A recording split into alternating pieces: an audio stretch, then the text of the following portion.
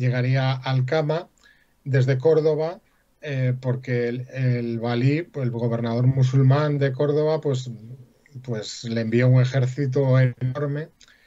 Y desde mi punto de vista es más probable que estas tropas se fueran desde Astorga o de León, ¿no? Antes que desde Córdoba, más que nada, porque en este momento las tropas parecen estar bastante involucradas en el escenario de la Septimania, no solo para conquistar los restos del reino visigodo, sino para iniciar esa ofensiva que ya comenté antes contra Aquitania, Ujú. siguiendo la vía aquitana, ¿no? Una vez tomada Narbona, había una calzada que iba a Carcasona, de Carcasona a Toulouse, de Toulouse llegaba a Burdeos, ¿no? A través de ese eje. Y parece que los árabes en este momento están planteándose ya atacar a Aquitania, que además Eudes de Aquitania estaba involucrado en una guerra civil que tenían los francos en ese momento, de la que salió victorioso Carlos Martel. Entonces yo creo que probablemente los musulmanes tendrían más bien comprometidos sus recursos militares en esta zona y debieron de considerar Asturias un escenario secundario. Desde mi punto de vista, lo que más sentido tendría ante una rebelión es que intervinieran las guarniciones que estaban al sur de la meseta. Pues tenemos ya a este hombre, sus, digamos, aliados, ¿no? Y lo que va, y la población de la zona en torno a Cagas de Narcea y todos esos Cangas valles de Onís. que estás mencionando, que son muy habitados en este periodo, más de lo normal, ¿no? Se va produciendo ahí una especie de núcleo de resistencia, ¿no? Digamos, podemos decirlo así, o es un término demasiado exagerado, un núcleo de resistencia. Sí, sí, no, sí. A ver, el entorno de los picos de Europa es un entorno bastante propicio para este tipo de núcleos de resistencia.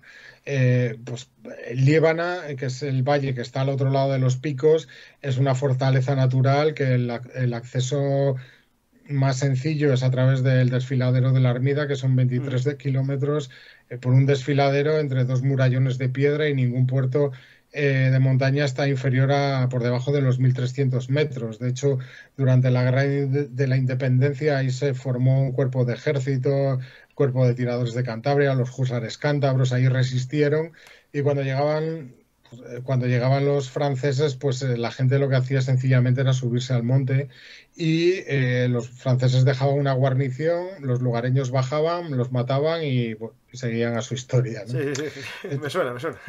Entonces, tiene sentido porque además Liébana tiene una especie de microclima, porque las montañas evitan que llegue el viento del Atlántico Mm. y las nubes, y tiene un clima bastante, entre comillas, mediterráneo. Bueno, hay alcornoques, hay vides, hay trigo, uno de los pocos lugares de Cantabria. Mm.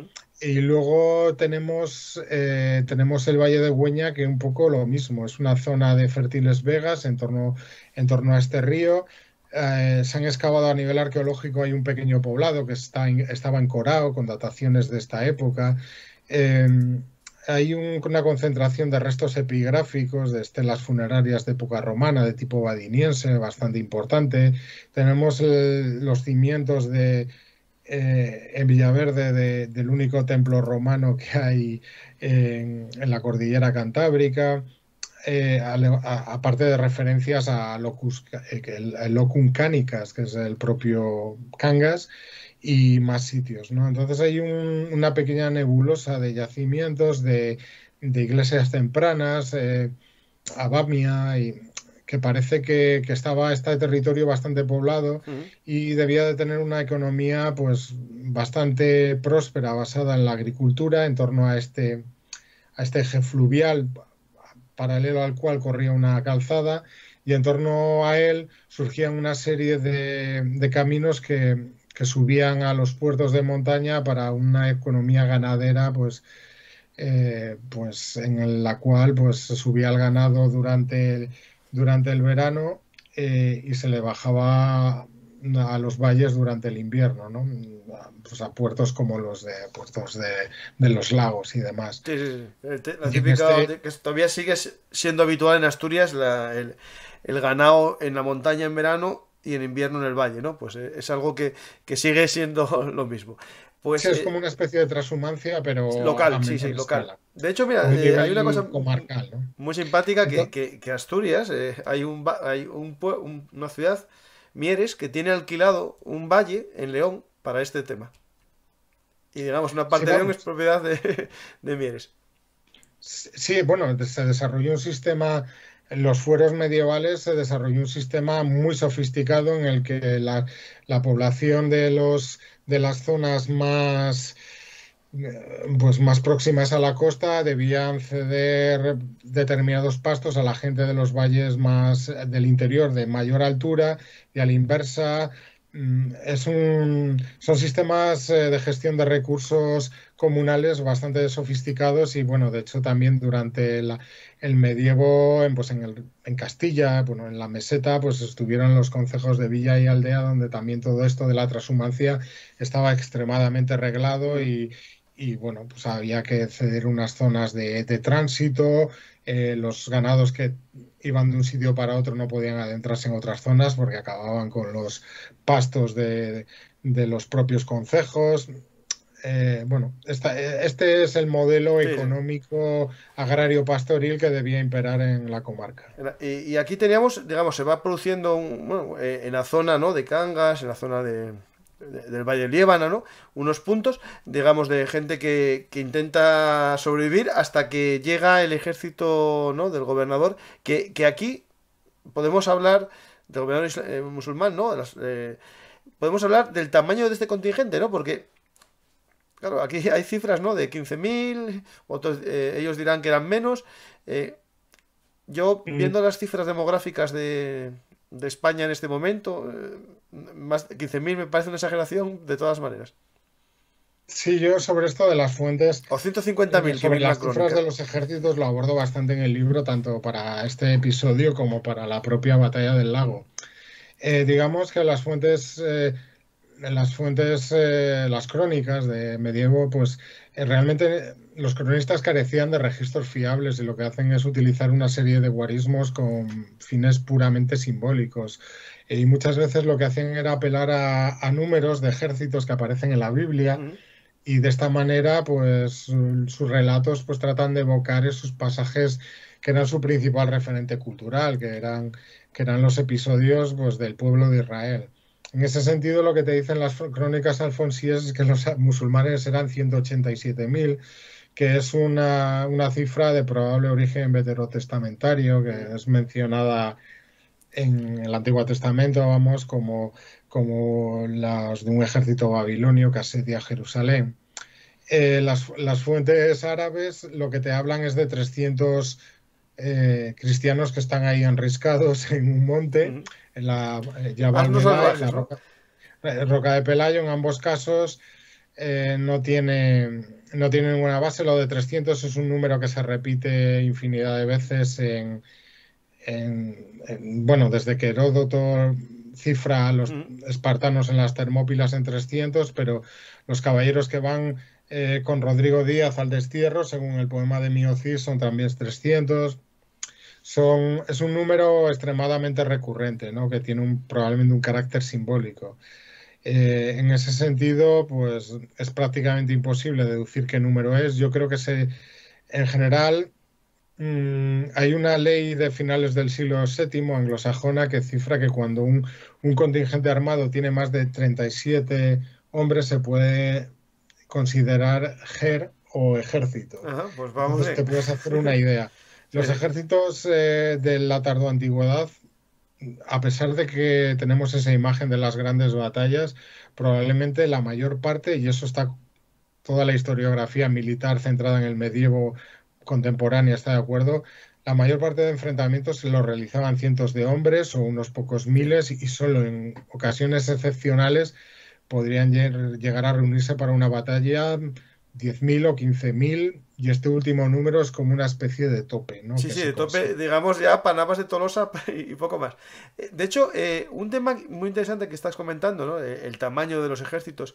Ahí tiene que ver primero la capacidad de logística, que es muy complicado en esa época, la manutención de tanta gente. Segundo, el hecho de que la mayor parte de los soldados en este momento eran los propios campesinos y no había un sistema tampoco tan perfeccionado como posteriormente, a lo mejor en época ya del final del medievo, de las milicias nobiliarias, ¿no? Es decir, de los propios nobles que movían a sus tropas. Es decir, lograr movilizar a lo mejor 100 hombres te convertía en una máquina mortal porque nadie era capaz tan rápido de activar unas reservas, ¿no?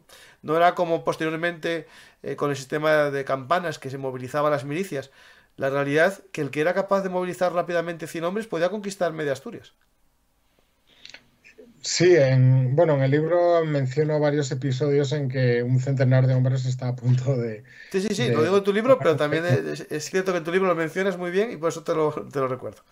La cuestión es que realmente la escasa demografía hacía que la población vivía dispersa. A nivel arqueológico, muy pocas aldeas exceden las 10 cabañas. O sea, échale. Ujú. Hablo de toda Europa occidental, ¿eh? Y muy pocas ciudades podían exceder los 5.000 habitantes. Hay ejemplos, Halsall pone como ejemplo una obra de referencia lo que hubiera supuesto un ejército carolingio de 20.000 hombres que cuadriplicaba la población de París en esa época y que se debía abastecerse sobre el terreno, ¿no? Nosotros sabemos que el reino visigodo tenía un sistema que se llamaba nona, con graneros a lo largo de los ejes viarios, que estaban a cargo de tanto del comes civitatis, el conde de la ciudad, como también de un cargo que se llamaba annonarius. Tenía una logística bastante desarrollada, no obstante, pues la mayor parte de ejércitos que adentraban en territorio enemigo vivían sobre el Sí. terreno, saqueando a los pobres lugareños que se veían abocados a la miseria y el Sí, sí, hambre. de hecho justo a veces coincidían las campañas con las épocas de cosecha para ir ramplando lo que Mm, podían sobre el campo, si no lo quemaban antes claro, nosotros. lo que te dice Vegecio en su tratado militar es precisamente eso, lo ideal es devastar el territorio Mm, eh, el territorio enemigo durante esa época para privarle de recursos y tú y obtener los tuyos. mm, En esta época, claro, la estrategia moderna consiste en destruir los abastecimientos del enemigo, pues los almacenes, o cuando éste se desplaza en mm, camiones. En esta época la única manera que tenían, porque no tenían ataques aéreos, era destruirlos en el terreno, en los propios sí. sembrados. Y por eso bueno, Marte, el dios de la guerra, dio origen a marzo, porque esa era la época en la que normalmente se originaban las guerras y las campañas militares, también por la mayor disponibilidad de forraje silvestre. Hablo de hierba para los caballos, pero bueno, ahí los problemas logísticos eran enormes porque realmente la mitad del alimento de un caballo, una mula, debía ser grano, no podía ser heno o hierba, y eso significa que ese grano lo tenías que llevar en mulas. Mm. En el ámbito franco era bastante común los carros de bueyes, pero pues en la península, como es un territorio tan accidentado, se tiraban más bien Sí. de mulas de reata. Mm. Claro, cada mula te consumía una veinteava parte de su propia carga al día. Eso significaba que no podías ir De 20 días. más más de 20 días, pero claro, la mula tenía que alimentar, Sí, lo sí, que sí, llevaba sí. la mula tenía que alimentar un caballo, ¿no? De hecho, tenemos un par de Entonces, programas sobre logística, y uno de logística de los tercios y otro logística de las legiones romanas, que están aquí en YouTube, y tratamos el tema ese de incluso a día de hoy, ¿no? Un camión de gasolina no puede transportar más allá de lo que él gasta en gasolina, es decir, si al final la propia Cuba se gasta a sí misma para transportar gasolina, es el fin de la logística, ¿no? Y en esta también época está, que... también está la cuestión de que los caballos, para que el caballo llegara en condiciones de participar en un combate, en condiciones Ujú. físicas, no podías llevarle más de ciertos días. La Claro, solución, ¿cuál era? En la Edad Media plena, llevar el destrier, el caballo de guerra, y el palafrén, que era el que te llevaba a ti, el cual multiplicaba las bocas que alimentar. que alimentar de una forma absolutamente demencial. Francisco García Fiz, en su monografía sobre las Navas de Tolosa, que es un libro esencial no solo para entender esta batalla, sino yo creo que toda la guerra de la Edad Media plena hispana, pues aborda toda esta cuestión y claro, a esto añádele en la meseta conseguir agua. Sí. En Asturias no Que, tienes problema. eh, De hecho, claro, de hecho, mira, ahora que es- hablamos del agua, vamos vinculando, ¿no? Y vamos avanzando, ¿no? Hacia Covadonga. El agua es un elemento esencial, ¿no? Para que la batalla en parte se haya producido en Covadonga, ¿no? Y que Covadonga tuviese también ese elemento religioso, místico, ¿no? A lo largo de la historia. Es decir, el agua, el culto a la diosa Deva, ¿no? A las ninfas también en la época romana, y después también algo que es muy propio en Asturias y en todas, bueno, en toda Europa, que es el hecho de que muchas iglesias se construyen encima de altares o zonas religiosas, que en tu libro lo cuentas muy bien. Y de hecho, me acuerdo que cuando hice la carrera, una de las opciones que me daban para hacer el máster de fin de carrera era sobre el culto al agua en la época romana. Yo dije, no, no, yo déjame Roma y las instituciones y me hago de Cayo Mario y mira, al final me hice ese. Pero sí que había la opción del tema del culto al agua y todos los... y claro, Covadonga, voy a poner una foto para los que no conocen el lugar de la batalla, ¿no? O el lugar en el que la historia refleja el combate. Y es lo que te tengo que preguntar, si hubo más combates que justo este. Es justo en una montaña, que es el Monte Euseba, y hay una gran catarata, y justo encima de la catarata hay una cueva. Y en esa cueva, que tiene que ver, y ahí vamos a ver la etimología de la palabra. Hay la etimología básica, ¿no? Que era la cova longa, ¿no? Y de ver a cueva longa, ¿no? Y después, en tu libro, das una teoría también que tiene que ver con lo que yo estoy hablando, ¿no? mm, bueno, por partes. Desde mi punto de vista, la cueva en sí no tuvo, a nivel militar, no ejerció ningún papel. Lo que te dicen las fuentes es que Pelayo se refugió en el monte Euseba. Ujú. Eh, un recurso básico defensivo, elemental, desde la Edad del Bronce, ante una incursión enemiga en tu territorio, reunir a toda la población dispersa en castros, bueno, en caseríos o en aldeas y refugiarlas en un castro. De hecho, hay muchos castros de la Edad del Hierro en que la gente no habitaba, solo se reunían, Sí, sí. era un punto de refugio en caso de necesidad. De hecho, es algo, En mira, muy habitual en fortificaciones musulmanas en la península que estaban inhabitadas y solo eran lugares de refugio. Sí, bueno, eso es una teoría sobre la relación entre la alquería y Mm. el Hins, o que es, bueno, eh, está bastante cuestionada ahora, Sí, bueno, pero pero esa teoría existió, porque no hay sí, restos de sí, sí, yacimientos no, sí, permanentes. eso la desarrolla Manuel Acien y otros Mm. investigadores. Pero bueno, a lo que íbamos, que desde mi punto de vista lo que hace Pelayos cuando los musulmanes irrumpen en el Valle del Güeña es reunir a sus hombres y buscar refugio en una cumbre. El Monte Euseba es un sitio bastante bueno porque tiene claro, toda esta gente podía llevarse consigo su principal fuente de riqueza, que son los ganados. Ujú. Y hay el Valle de Orandi, pues un pequeño polje que está justo al lado de la Useba, que es por donde cruza el río Las Mestas, que se mete en tierra y luego aparece por la cueva. Y hay prados de alta montaña donde se podrían refugiar con los ganados. El monte Euseba además está junto a un camino que asciende, que recorre todo lo que es la sierra de Covadonga. Digamos, desde el Valle de Güeña hay un camino que asciende por Soto de Cangas, por Torio, sube y se dirige al monte Euseba. Este camino debía de tener bastante importancia porque hay un pequeño, para toda esta trashumancia de llevar ganado de los valles a los puertos de los lagos, porque hay un pequeño castillo alto medieval es la Porra de Seguenco, que domina el paso, y te envía unas fotos si quieres compartirlas. Sí, sí, estoy con ellos. Y desde mi punto de vista lo que hace Pelayos es reunir a sus hombres en el Euseba, y Alcama pudo subir hacia allá, subiendo lo alto de la sierra, según un patrón que es bastante común, ya lo hemos hablado antes, durante las guerras asturcántabras y otros episodios bélicos en la cordillera cantábrica, para no ir por un angosto valle donde pudieran emboscar, y ahí pudo producirse el enfrentamiento.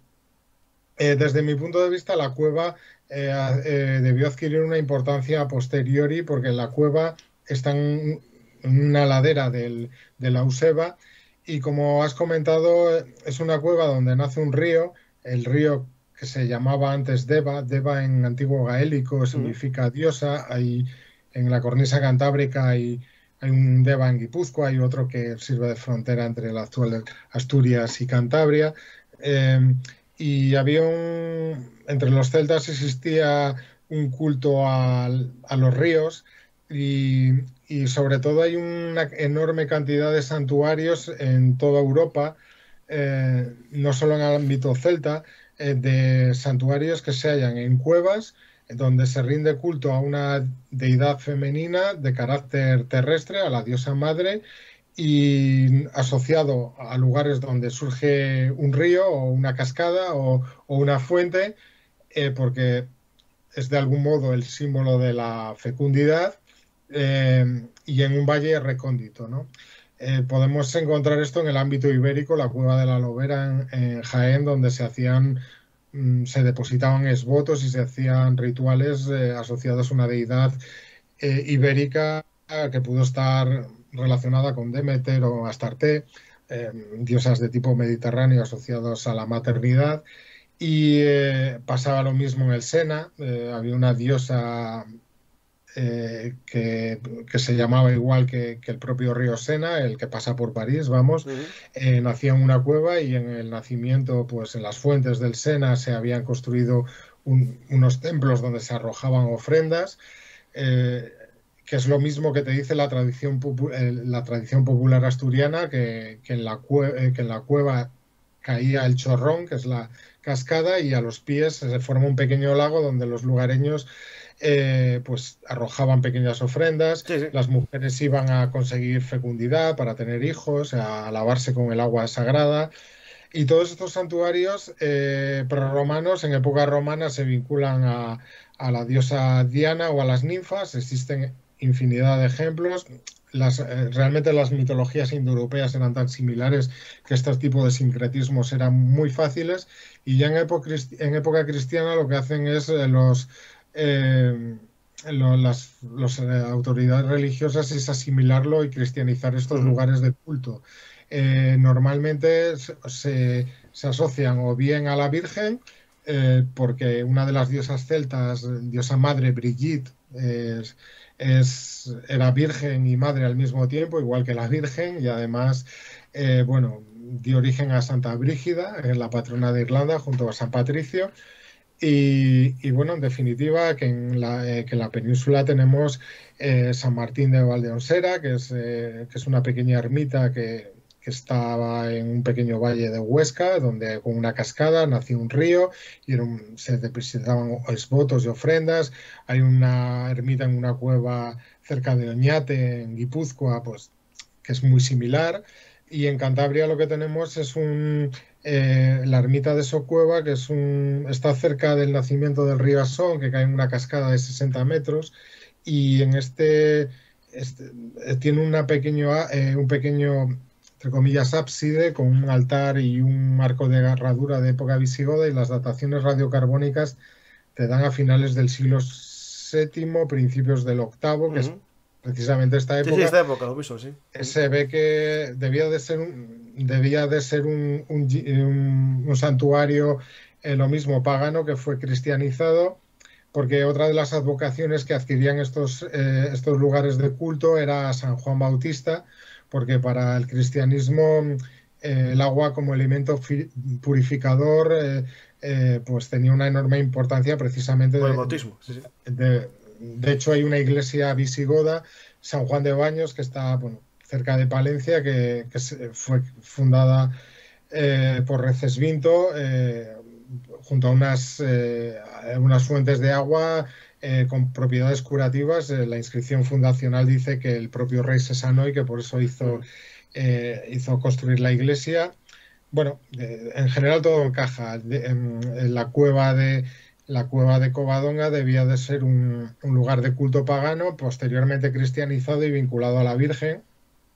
Y ya en época más tardía, en el siglo XII, hay una eclosión dentro del mundo cristiano a la piedad religiosa femenina, Ujú, encarnada en la Virgen, lógicamente, que llega a su máximo exponente en el siglo XIII, pues como las cantigas de Santa María, y es por ello por lo que la intervención de la Virgen en Covadonga adquiere más repercusión. Digamos, las sí. fuentes del siglo IX, en las fuentes asturianas, lo único que te dicen es que, bueno, Dios protegió a su pueblo haciendo que los proyectiles que arrojaban los musulmanes cayeran sobre ellos mismos. Ujú.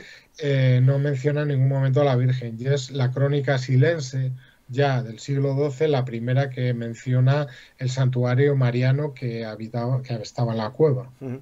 Ahí, cuando hablamos del Monte Auseba, que es justo el que se ve enfrente, y ahí siempre se habla de la batalla, hay una en las crónicas musulmanas, no me acuerdo cuáles, porque hablan de que eran 300 y 30 se resguardaron, digamos, después de la batalla, que supuestamente como que perdían según las crónicas, 30 se resguardaron, entiendo que en la cueva, y que pasaron de ellos. Es decir, digamos, estos los dejamos ahí, digamos, es la versión, digamos, de musulmana de la derrota, ¿no? Es decir, no, nosotros no perdimos. Como eran 30 asnos salvajes, ¿no? Los dejamos ahí. Es decir, esos serían Bueno, los que quedarían como el reducto final en la cueva, ¿no? a ver, el problema es que, como ya te he dicho, las fuentes árabes son como una especie de contrarrelato que Sí, sí, trata sí, por de... eso lo digo, por eso estoy diciendo esta segunda opción. Ahora que me explico. Entonces, claro, incurren en una abierta contradicción. Por un lado dicen que ahí no hubo ni una batalla ni nada, que fueron cuatro montañeses que estaban enriscados en un monte y que no hubo batalla de hecho, pero que si los hubieran sofocado en ese Ujú, momento, hubieran destruido el núcleo originario claro. de un reino que en su época era poderoso y que bueno, cuando ya Ibn Hidari o Ibn al-Athir, que escriben en el siglo XIII, pues bueno, ya ese núcleo ya no era No, no, un era un pedazo pequeño núcleo núcleo, ya.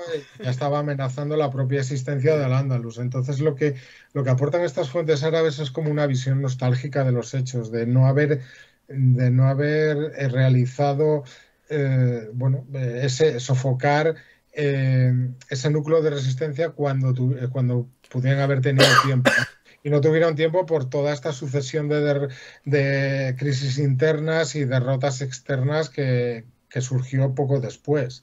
Realmente las acciones contra el reino asturiano o contra el norte cristiano en general no se reinician hasta la década del 780, ¿no?